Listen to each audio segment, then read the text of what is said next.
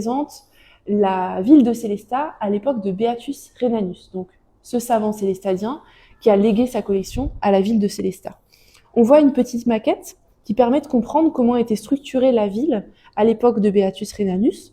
Donc c'est une ville qui est entourée d'eau et entourée et protégée par des remparts. Des remparts donc qui protègent l'intérieur de la ville, les personnes et aussi tous les biens qui sont conservés à l'intérieur de la ville. Quand je dis les biens, je pense bien sûr à la nourriture, au vin, mais je pense aussi aux livres, parce qu'il y a plusieurs bibliothèques à l'intérieur de cette ville de Sélestat qui compte environ 3 à 4 000 habitants à l'époque de Beatus Rhenanus, c'est-à-dire en plein cœur de la Renaissance, à la fin du XVe siècle et pendant toute la première moitié du XVIe siècle.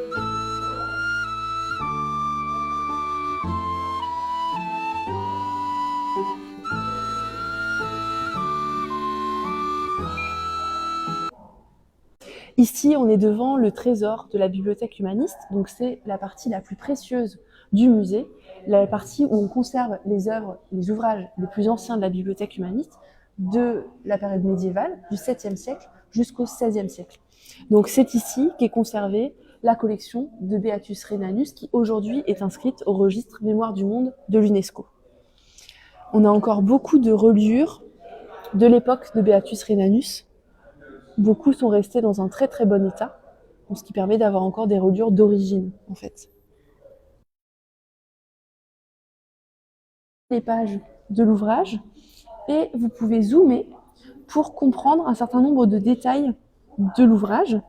Ici par exemple, on vous explique pourquoi on retrouve ce type de motif de manière récurrente dans le livre.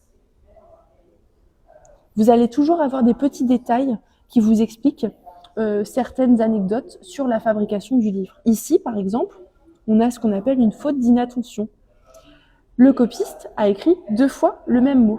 Il n'était pas très concentré quand il a écrit, et donc il a écrit 2 fois le même mot. C'est pour cette raison qu'il a barré la 2e fois.